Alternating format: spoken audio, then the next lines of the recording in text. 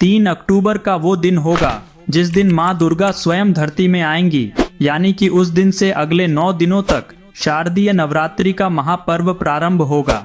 वही 11 अक्टूबर को नवमी पर इसका समापन होगा। इसके अगले दिन दशहरा मनाया जाएगा। दोस्तों, शारदीय नवरात्रि के 9 दिनों में माँ दुर्गा के 9 अलग अलग रूपों की पूजा की जाती है।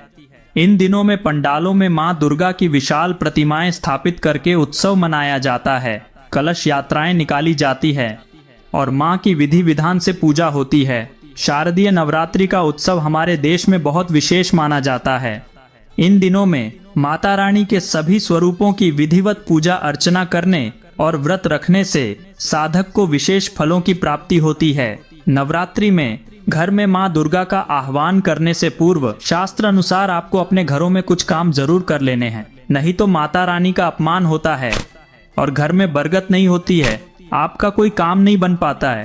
कौन से है वो काम, ध्यान से सुन लें। सबसे पहले तो नवरात्रि से पहले घर की अच्छे से सफाई कर लें और यदि घर में मांस, मदिरा, लहसुन, प्याज जैसी चीजें हैं तो उन्हें तुरंत ही घर से बाहर कर दे। बिल्कुल भी अशुद्ध चीजें न रखें। जिस घर में कलश स्थापना की जानी है वहाँ की पवित्रता सर्वोपरि है। यदि ऐसा नहीं किया गया तो माँ दुर्गा की नाराजगी का नकारात्मक प्रभाव आपके जीवन में देखने को मिल सकता है।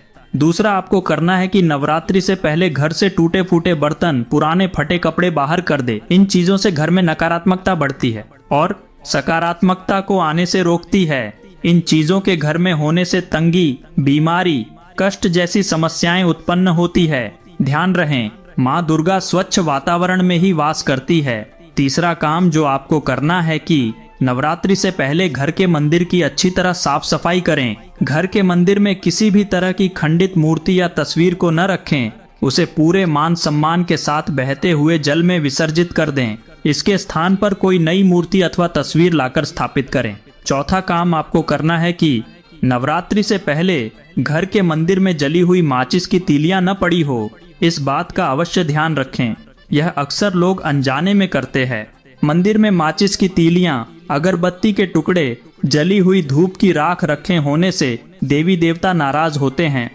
इन सब के अलावा यदि नवरात्रि से पहले आप अपने घर में केला, गुड़हल, तुलसी, शंखपुष्पी जैसे पौधे लगा लेते हैं तो ये माँ दुर्गा को घर में बुलाने के लिए बहुत ही अच्छे माने जाते हैं, क्योंकि ये सभी पौधे हिंदू धर्म में पूजनीय माने जाते हैं।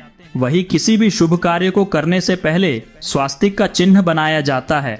तो नवरात्रि के पहले दिन ही आपको घर के बाहर स्वास्तिक का चिन्ह बना लेना है। ये सभी आपको शुभ फल प्रदान करेंगे और माता रानी आपकी सभी इच्छा पूरी करेंगी और आपके घर परिवार को कष्टों से दूर रखेंगी। धन्यवाद।